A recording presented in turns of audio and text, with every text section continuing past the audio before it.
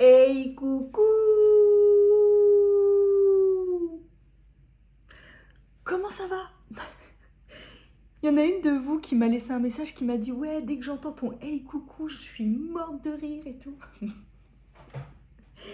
Eh bah tant mieux, c'est très bien comme ça si ça te fait rigoler. Du coup, je vous ai demandé comment vous alliez. Moi ça va. J'avais envie de vous partager ma pile d'envie de lecture là, pour cet hiver. Moi je fais des piles à lire en fonction des saisons. Mais tout le monde commence, et ces personnes ont raison, à appeler ça les piles à mood. Et en réalité, c'est plus adapté, c'est vrai, parce que je vais vous présenter des livres.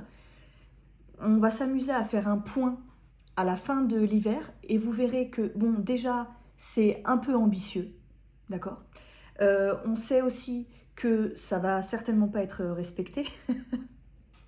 Parce que bah, il va y avoir des nouveautés, je vais certainement acheter d'autres bouquins qui vont être lus avant cela, et puis le mood peut changer. Voilà, c'est pour ça que je préfère dire pile à mood. C'est vraiment une pile d'envie, là comme ça, sur le moment. Ça fait plusieurs jours que j'y pense, plusieurs jours que je pioche comme ça des livres et que je me dis « Ah, celui-là, il me tente bien, celui-là, il attend depuis très longtemps, il serait temps que tu le sortes, quoi. » Et puis je vous ai dit, dans ma vidéo précédente. C'est marrant les vidéos, je voulais faire un point là-dessus. Je vois vraiment mes vidéos comme une série. Et à chaque fois, je vous dis ouais, dans la vidéo précédente, dans la vidéo précédente. Mais parce que c'est ma vie, donc c'est une continuité de choses. Et j'espère que vous êtes assidus. Parce que, bon, ça va, je répète à chaque fois que je l'ai dit dans la vidéo d'avant. Mais pour ceux qui ont suivi, c'est vrai que ça fait beaucoup de bis repetita, d'accord? Et non, mais du coup, ça m'embête pas de répéter. Mais c'est vrai que je vois vraiment ça comme une continuité. À chaque fois que je reprends la caméra, bah moi, ma vie continue.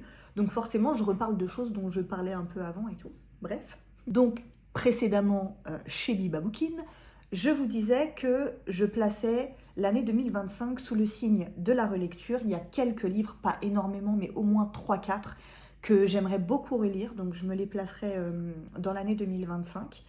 Et je vous ai dit aussi que je comptais avancer dans mes sagas en cours ou terminer celles qui ont fini d'être éditées. Donc je regarde par là évidemment parce qu'il y a plusieurs piles de livres. Je les ai classés en one-shot, c'est-à-dire les livres qui ne sont pas des sagas, qui sont un seul et même récit, voilà, avec un début et une fin.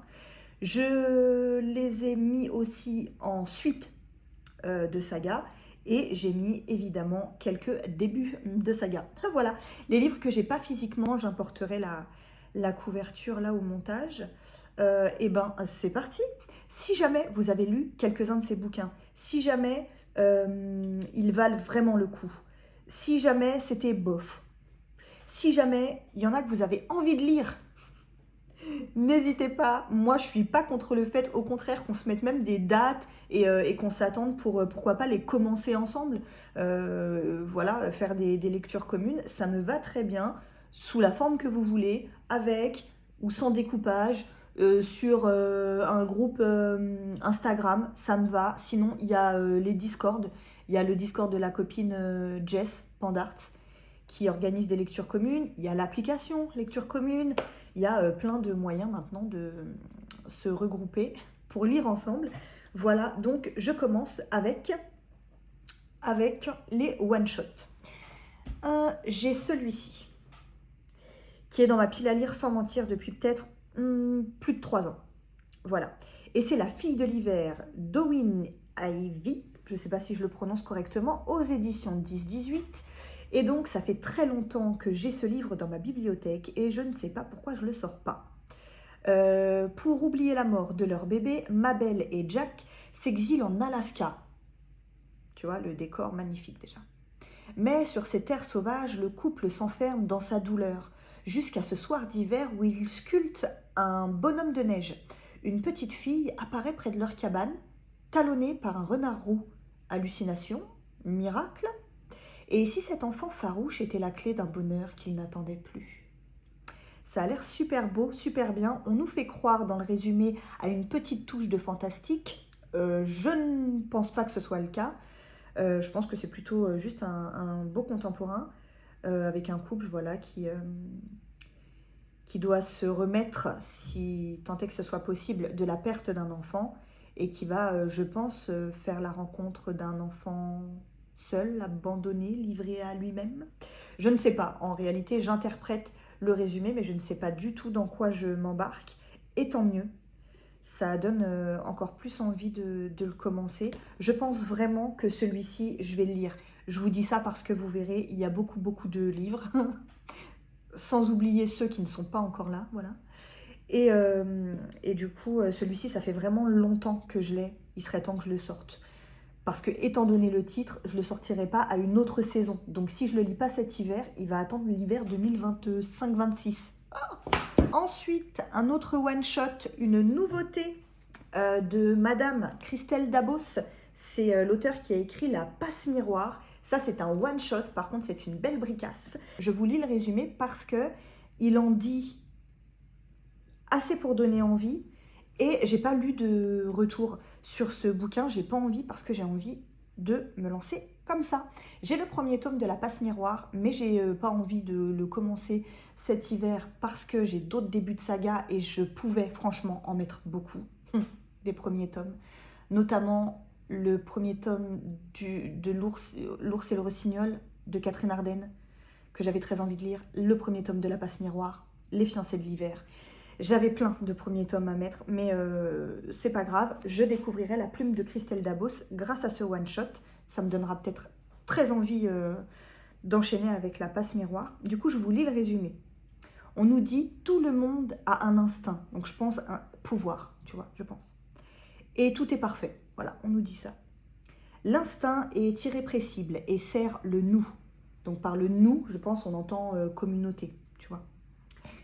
Mais si le jeune Goliath, un protecteur, donc pareil, ils ont des pouvoirs qui ont des... Tu vois, il y a des appellations, il y a certaines catégories de pouvoirs, je pense.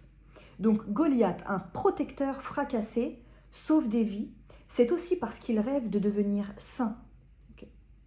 Claire, elle, cache derrière son instinct de confidente un secret qui pourrait faire vaciller tout le système. Dans un monde où la bureaucratie instinctive est impénétrable et où les détracteurs du nous œuvrent dans l'ombre, une chose les relie, leurs certitudes vont bientôt voler en éclats. Et on nous dit une dystopie fascinante par l'autrice de La Passe Miroir. Ça me donne trop envie. Et j'adore, parce que vous savez que j'ai lu Wayward Pines, on sait toujours pas. Que j'aime Silo, enfin j'aime la SF, et ça me fait penser un peu à tout ça, ce délire où on essaie de créer une nouvelle société en obligeant des gens à faire des trucs, mais il y a toujours, tu vois, dans l'ombre, des gens qui œuvrent pour la liberté, pour briser les chaînes, et voilà, ça a l'air chouette, donc je vais certainement lire celui-ci. D'ailleurs, si vous avez envie qu'on se le fasse en lecture commune, je suis toute oui. Franchement, j'attends vos propositions de date, si vous avez envie de le commencer à un moment précis. Alors, on a dit 2025, d'accord? Là, je suis full décembre et janvier. Okay.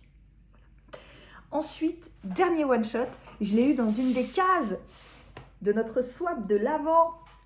C'est Clémence! Clémence, mais Clémence, elle est dans ma tête, elle est dans mes pensées. Et du coup, c'est un livre de Deborah Julianos. Je pense que le S se prononce à la fin.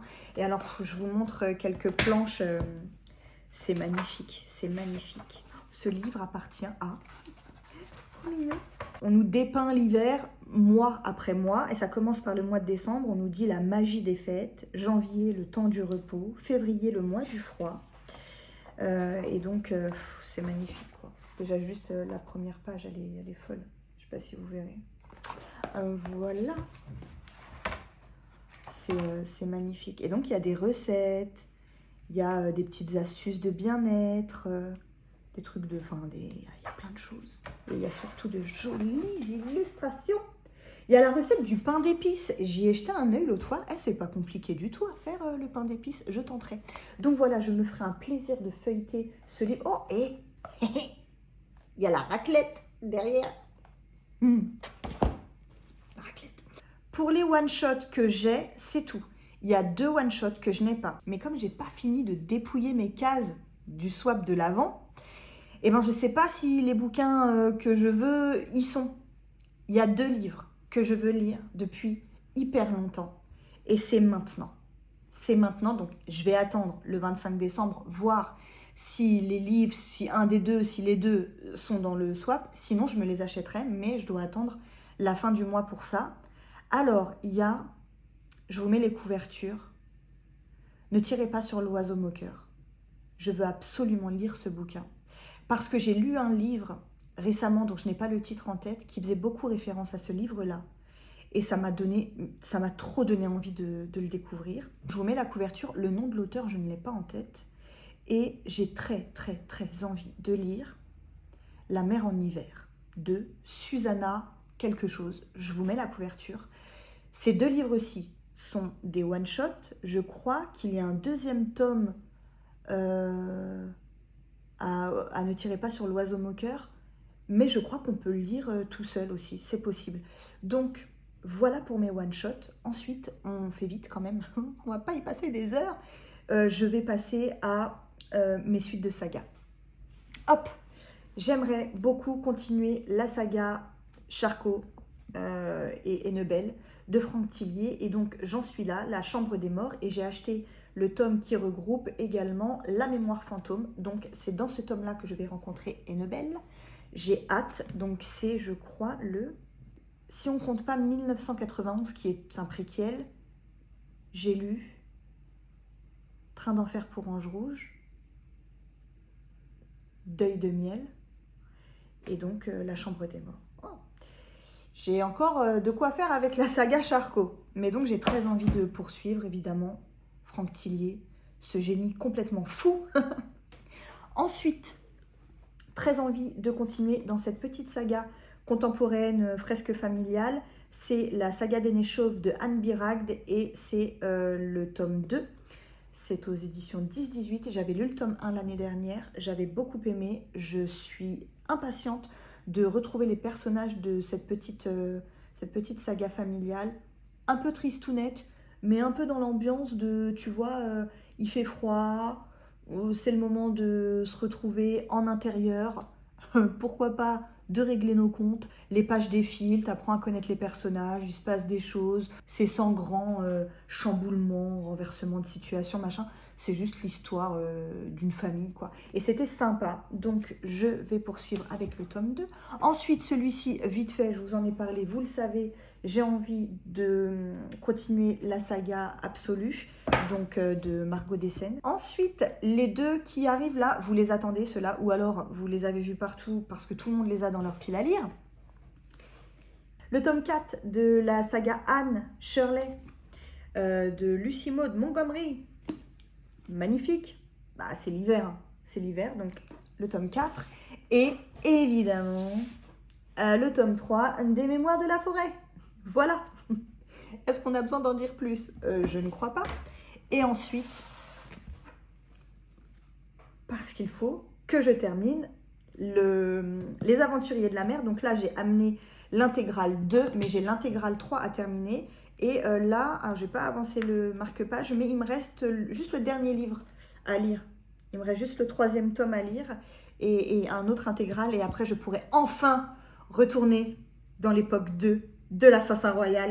Et je suis trop contente. Voilà. Ensuite, il me reste 2 livres. Donc, ce sont des débuts de saga que j'ai très envie de commencer.